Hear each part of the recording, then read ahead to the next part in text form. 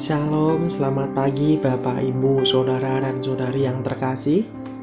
Puji namanya, kita boleh diberi kesempatan untuk bersama-sama untuk merenungkan kebenaran firman Tuhan di pagi hari ini.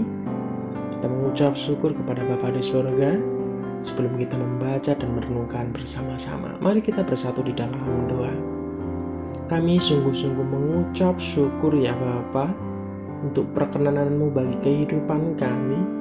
Terima kasih bila mana di sepanjang malam tadi hingga pada pagi hari ini Tuhan boleh menolong, memelihara kehidupan kami, menjagai dalam peristirahatan kami. Sehingga bila mana kami ada saat ini ya Bapa, semua itu karena anugerah dan kasih cinta-Mu terhadap kami. Dan kami akan merenungkan kebenaran firman-Mu ya Bapa. Tuhan menolong dan memberkati setiap apa yang kami baca dan apa yang kami dengar. Hanya di dalam satu nama Yesus Kristus kami siap membaca dan merenungkan kebenaran firman-Mu. Haleluya. Amin. Bapak, Ibu, dan saudara-saudari yang terkasih, renungan kita di pagi hari ini bertema Kerajaan Allah datang dengan kuasa, yang terambil di dalam kitab Markus 9 ayat 9 sampai 13. Lembaga Alkitab Indonesia memberi judul Yesus dimuliakan di atas gunung.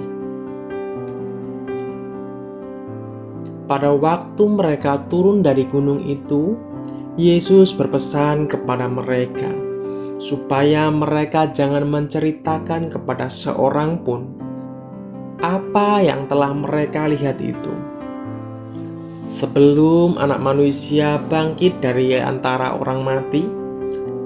Mereka memegang pesan tadi sambil mempersoalkan di antara mereka, apa yang dimaksud dengan bangkit dari antara orang mati. Lalu mereka bertanya kepadanya, mengapa ahli-ahli Taurat berkata bahwa Elia harus datang dahulu? Yesus menjawab, memang Elia akan datang dahulu dan memuliakan segala sesuatu.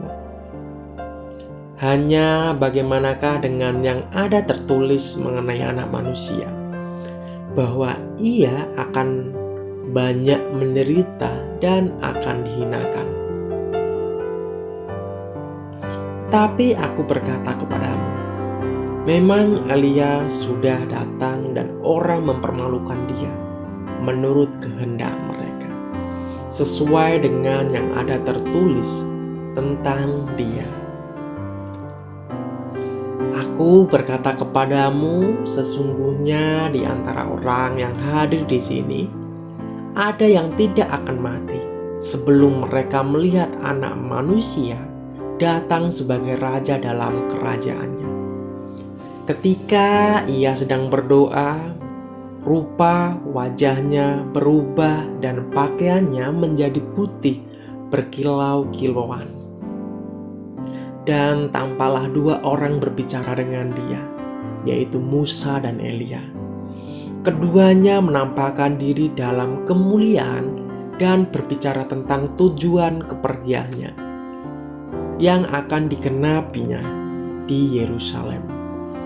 Pertanyaan Yesus ini tidak boleh dipandang sebagai suatu janji tanpa batas. Yang dimaksudkan di sini bukanlah segala sesuatu yang dapat dipikirkan. Doa dengan iman harus dilandaskan pada kehendak Allah. Doa itu tidak pernah meminta sesuatu yang bodoh atau salah. Di dalam Yakobus 4 ayat yang ketiga. Iman yang dituntut di sini harus diterima sebagai kasih karunia Allah.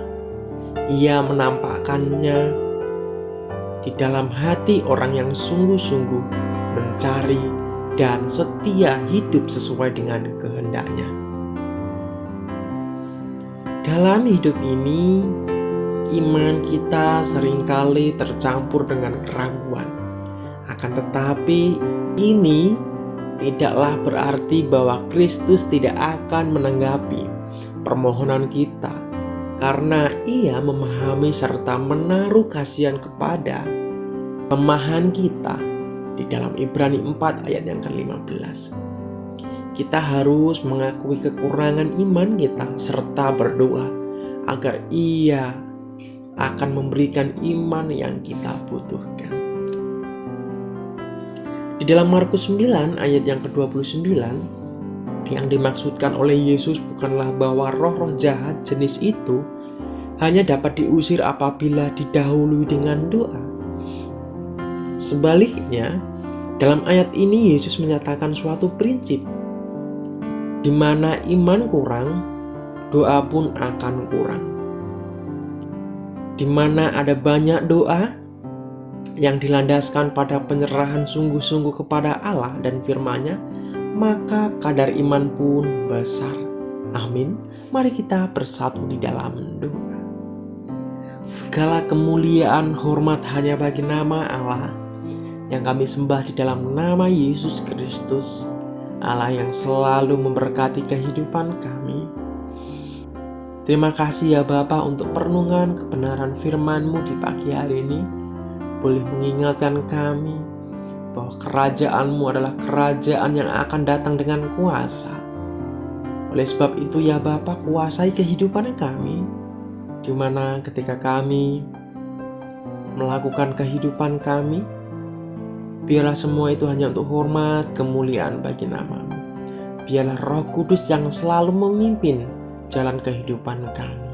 Terima kasih ya Bapa untuk kasih setia-Mu. Kami siap melakukan aktivitas kami.